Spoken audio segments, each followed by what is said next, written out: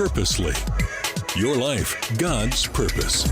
Listen at onpurposely.com. Heavenly Father, thank you for this opportunity to talk about preparing our tech for fall. I ask for wisdom to share these words humbly and clearly, and I pray that as families hear these, they'd have practical steps they can use to apply hope and apply wisdom to the technology they've got and begin these conversations and relationship building with their kiddos. In your name, Lord. Amen. Hello, everyone, and welcome to the Gospel Tech Podcast. My name is Nathan Sutherland, and this podcast is dedicated to helping families love God and use tech. Today, we are continuing our conversation about how do we prep our tech for fall. We had a little break last week because we had a fundraiser, and I really wanted to share what God is doing and has done over the course of the last year with Gospel Tech specifically. And so now we're back at it. We're talking about how do we prep our tech for the fall. And today we're talking about how do we build a hedge. 2 weeks ago, we talked about how do we assess our tech, both what kind of tech we're using and whether or not it's healthy.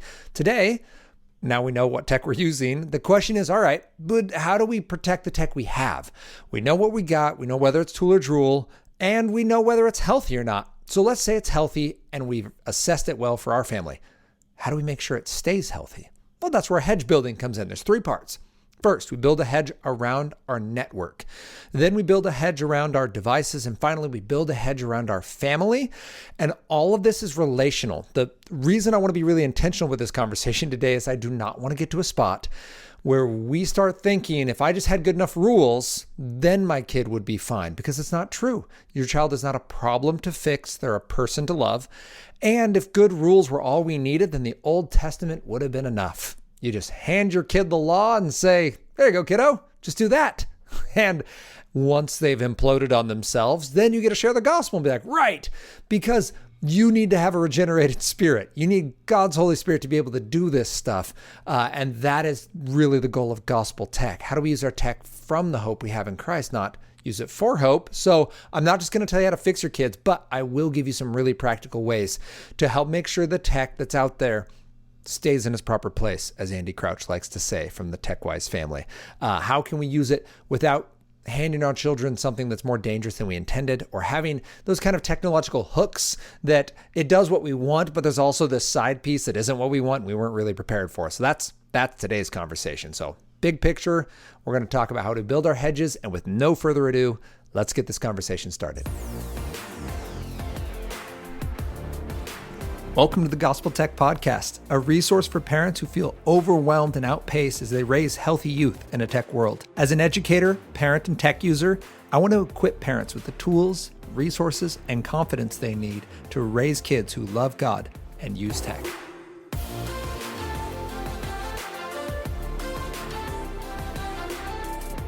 Thank you to everyone who's helped make this podcast possible. Thank you for listening, for sharing, for liking and subscribing so you don't miss any new content. And thank you for donating. gospeltech.net/donate is where you can do that. And it's an amazing blessing. In fact, today we're going to talk about the Family Tech Framework. This came up this last week. Someone wrote me and said, hey, do you have bundles?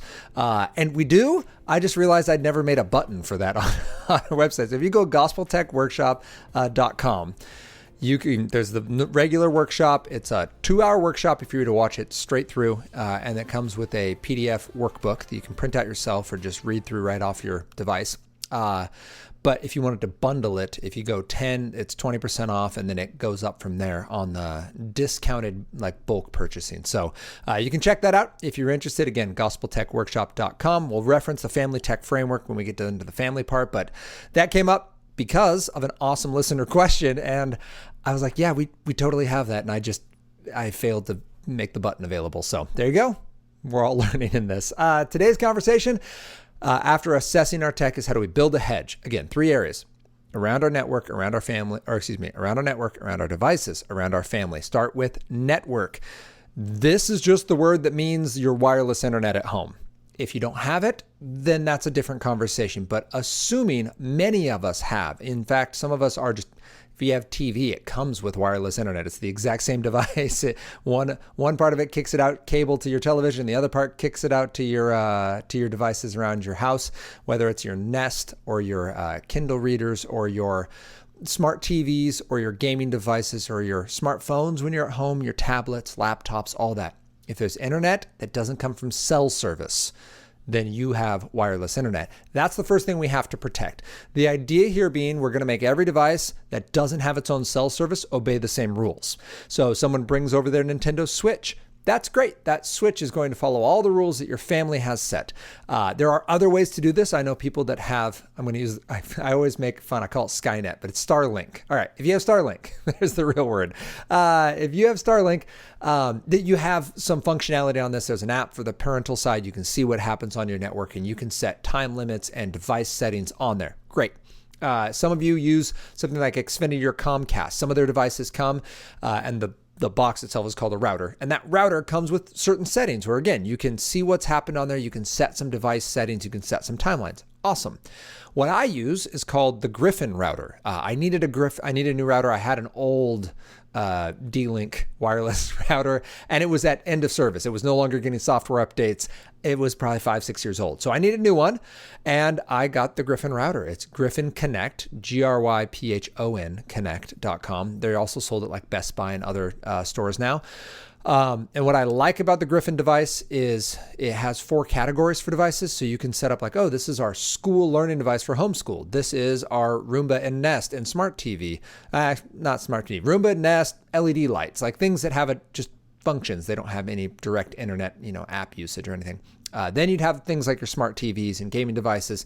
And then you could even have like a work device, like mom and dad's laptop has a different internet setting than this tablet that we leave out for the kids. And I like that because you can lock down certain websites, or you can just lock down all the websites, say during a school day, and say only these 2 sites are available to you during the day. And it's super functional in that way. Again, it will not work if your device has its own internet service. So if you're paying a monthly subscription or fee in order to, say, get a cell phone cell service, well, it's great that it can use Wi-Fi, but it can also just use the cell service and it doesn't need the network anymore. But for those things that require the network, again, smart TVs, those can be notoriously difficult to lock down.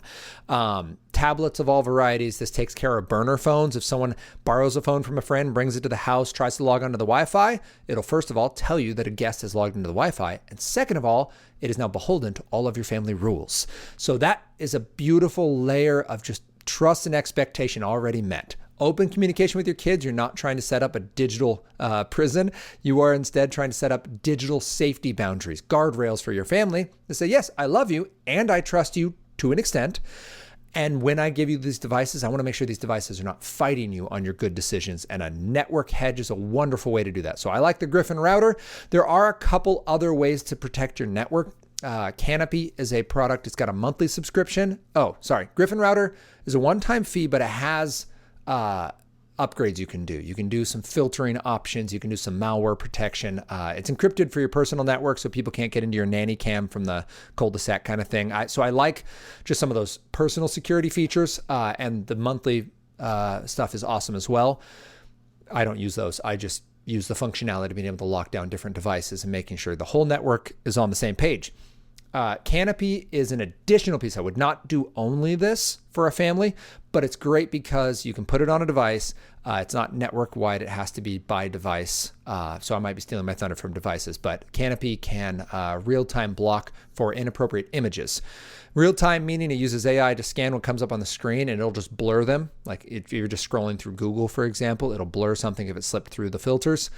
Your filters can already be set to safe mode. They default to that if you're not logged in. If you are logged in, you can lock them on safe mode. It's great. Google search is pretty intelligent on that. Canopy is another layer. And if someone deliberately searches something inappropriate, Canopy will not bring it up because it pre-scans the page before it shows it to you. And I love that feature. A lot of this, domain listings where we'd have to know like the frequent flyers and they just change the names of the sites a little bit and then it slips through for a day or two before the lists get updated.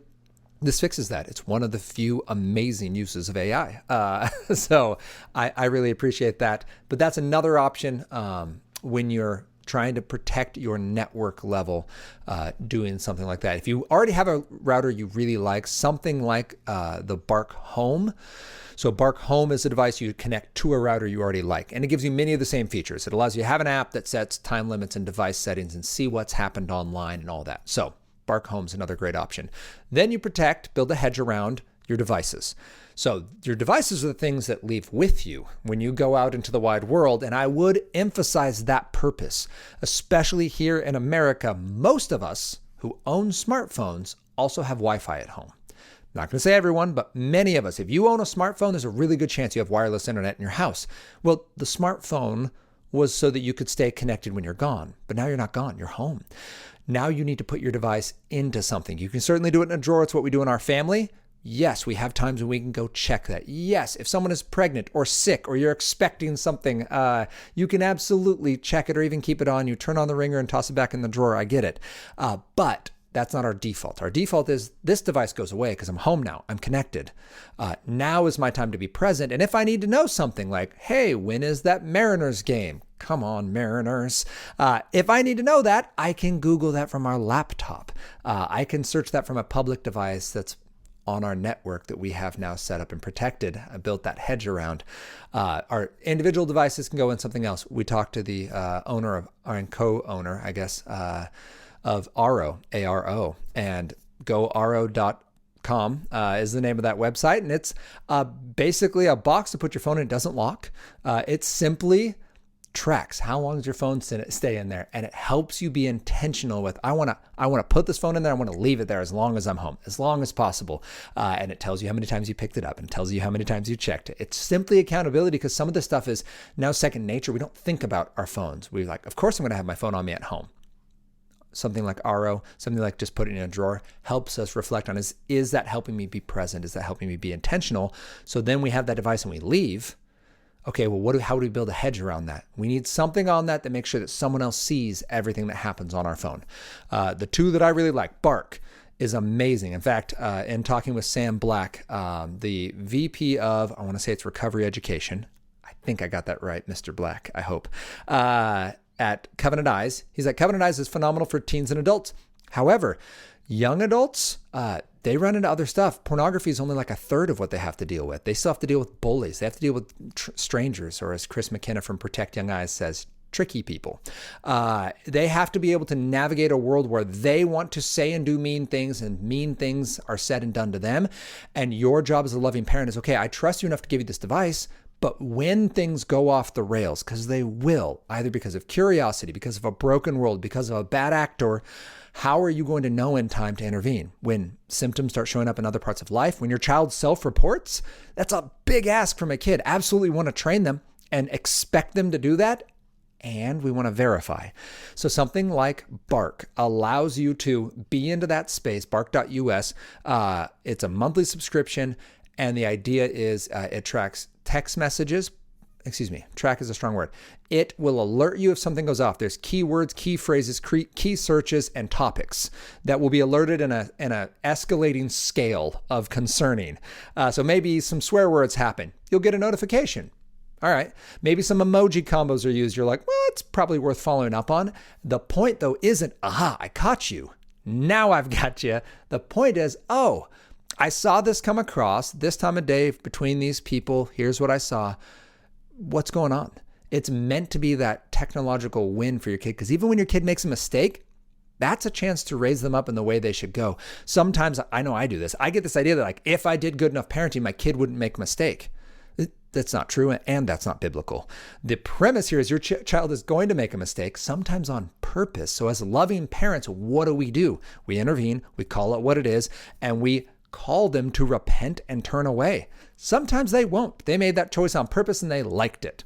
All right, then it's going to be making it hard to make that same mistake again on your watch. At some point, they'll be an adult and it's between them and God. At this point, however, we're going to make it difficult, keep it relational, and build that hedge so that nothing happens in private. We don't rely on self-reporting. We will be allowed to intervene and get that parenting win for ourselves. So that's the idea here. What I really like about Bark is it's not spying. You're not reading your kid's diary. You're not constantly scrolling through everything so that they get sneaky and they start hiding stuff in fake apps and on other devices and in personal accounts and all that. Instead, we are keeping the conversation open, giving them the devices because they've earned this level of trust, and verifying that it's going that way. So Bark, Covenant Eyes, as I mentioned before with Sam Black, is amazing. It's incredible for accountability with specifically images. So I would say this is older, as Sam Black said, older teens and into adults. I don't deal with a lot of bullying online that I need an accountability partner to know about. But I do love knowing that every time I go on the internet on my device, someone else sees it. And that's incredible. It's always true. Like, I know God sees everything I do online. And sometimes you just need to know that that person who loves you will also be present, right? What would you look at if whoever that person is was sitting right next to you? That's effectively the same thing that's happening. And that's true whether I'm on a business trip, whether I'm up at 2 a.m. because I couldn't sleep, whether I'm in my car or whatever, that person's always with me. And it's not intended as a spying thing. It's as an optional install. It's intended as just know that wherever you go, you're not alone. We're now manifesting what's already true. God sees it. He's there and he loves you and I love you. And so out of hope, we're going to do this to just keep that in mind. So I love Covenant Eyes and Bark as two great options to protect our devices.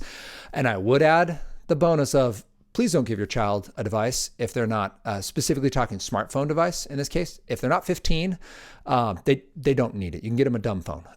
Get them one of the, Bark makes an amazing dumb phone as a great training device, has a wonderful parenting app, and it defaults to safety. No browser, no app store. It's just a phone. And then you go, oh, you need this app because you want to connect with your friends. Cool. You want to use WhatsApp. All right. You've earned that. Here comes WhatsApp. And I'm going to allow that in the App Store. It's now one thing in the App Store, and you can download that onto your phone. So really highly functional on the parental end. So that's my pitch for Bark. I really appreciate them. Gab phones are also another great dumb phone option, and there's a number of others that are awesome, and I really, really appreciate them. So we've built a hedge around our network. We have something like the Griffin Connect or the Bark Home. We have a hedge around our devices. We have something like Bark or Covenant Eyes. There are a number of other accountability pieces. I would just say if you feel like you have to track your child's every single thought online, maybe they haven't earned your trust to have that caliber of device. Oh, I was saying smartphone. 15, if they've asked for it. Those qualifiers. 15 is late enough that their friends have had it. They've seen some mistakes made with smartphones, but it's enough runway that if they've asked for one, you can give them one of these training devices. They can show that they can handle this, and then they'll be able to grow into a full-scale device with accountability. By the time they're 18, they'll have that chance to make some mistakes and have the conversations and really earn the opportunity. Because by the time they're 18, we want them to know, we want them to want the accountability, right? The idea isn't, I'm 18 now and I don't need it anymore. It's, no, I fully know my humanity, my need for Jesus. And this is one more thing that's going to help me love Jesus. So that's why I say 15. You can certainly go later, especially if your child hasn't asked for one. Again, I've got people in their early 20s now asking more about dumb phones and swapping from these smart devices to a equal caliber of tool tech, but not as much of the drool tech on there, not as many apps, not as many distractions, because these devices often don't support their goals. So I'm excited to see where that tech goes. So we've protected our network. We've protected our devices. Now we need to protect our family.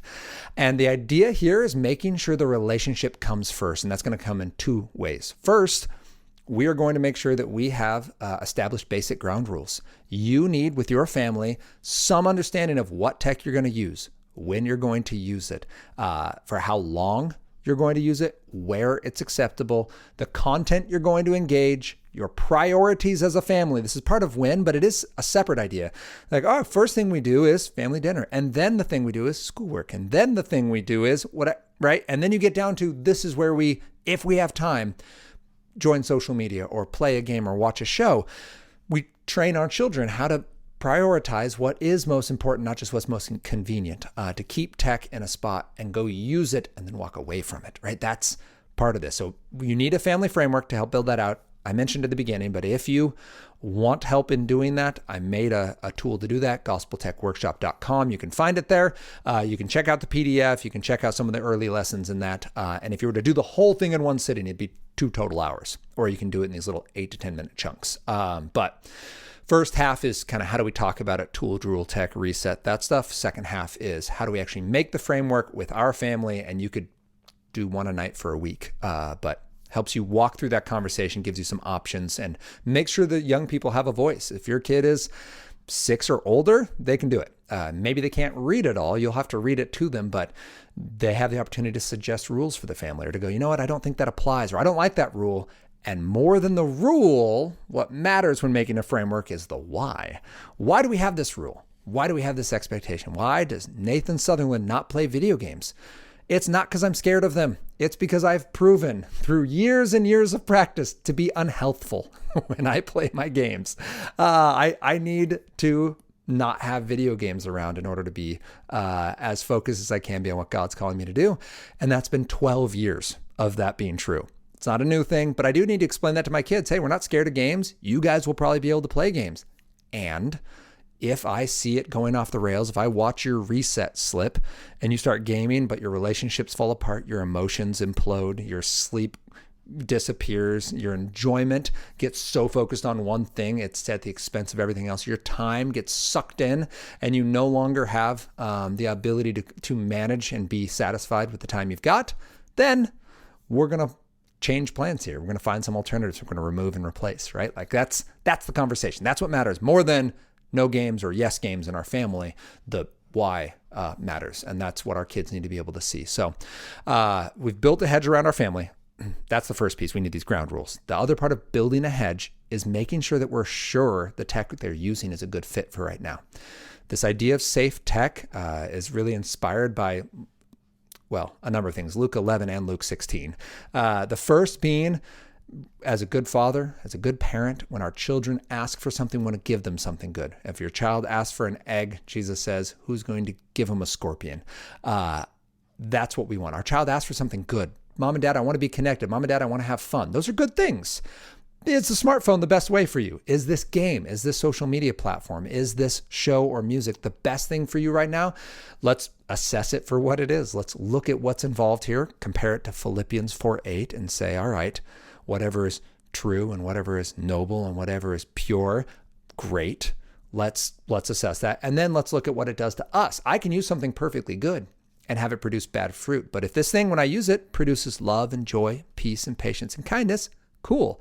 That's part of the parental conversation now. Are we using safe tech? Safest tech doesn't have a browser, doesn't have apps, is only tool tech. So there's no drool tech, hooks, leaderboards, levels, that kind of stuff involved. And it is going to be, I said we'll go with those three for right now because I'm forgetting the fourth, sorry. But it'll be tool tech, no apps, no browser. And that idea then being this thing is going to do only what you say and not have anything extra. So then once we're sure that it's safe tech, we've assessed it, we know it's a good fit, we're going to make sure our child is ready. And that's the trust part. And we're going to end on this. When you're building a hedge around your family relationally, make sure that your child is showing trust and that you're building it accordingly. Don't start your child out on a high-end, full-fledged smartphone from the get-go. If you already have, this would absolutely be appropriate to say, hey, child of mine, I love you. And I noticed that I've given you free reign on a smartphone to take wherever you want and do whatever you want. I have no idea what's happening on there. And I love you too much to let this happen. You can absolutely take that back, apologize. If they bought it with their own money, you can buy it from them. Like there are ways to do this and then start doling it out in little pieces. You're going to use it in a public place. Then they're going to use a shared device. Just making sure we can handle the behavioral, emotional part of using it and setting it down and walking away. You can get them, when they want some independence, get them a dumb phone, like a Gab phone or a Bark phone. And once they've proven they can just handle the distraction of a phone and they're not constantly needing to be connected and checking it, then certainly they can earn their way up to a smartphone again. I would not do it any earlier than 15. I would not do it if they have not asked for it. Your child is not going to turn 18, never have had a smartphone, never wanted one, and magically be like, oh, now's the time I need to belong on the internet. They're going to have a trajectory that says, hey, I know how to function without this thing. So it's great if they don't ask. If they do, 15 with parental supports in there, some accountability. So that is, as we build that tech trust, we scale it up because this idea is to those who are faithful with little, they can be trusted with much. And that idea of we're not just going to throw a lot at you and hope it goes well. We're going to lovingly build it up. And when it doesn't work well, we don't, again, just put demerits on the record and go, nope, remember 2 years ago you made a mistake, so I never let you have it.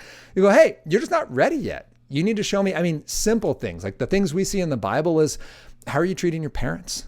How are you dealing with obedience when you're asked or told to do something? How are you doing with your relationships and your friendships? How are you doing with your money? How are you doing with your physical health and the wisdom you're choosing and pursuing paths of fullness of what God's called you to do? How are you doing with your faith walk and asking questions and being vulnerable and acknowledging when you have doubt and processing that with your family and your friends? These are things you want to make sure your child is doing well in prior to sending them to the interwebs, because the internet has all the worst stuff as well as much of the amazing stuff that is available to us. So we want to check the real life pace of real life piece before you give them the speed of light in their pocket. And that is really the conversation we're looking at today. We now know, how do we build a hedge around our devices? How do we build a hedge around our network? How do we build a hedge around our family?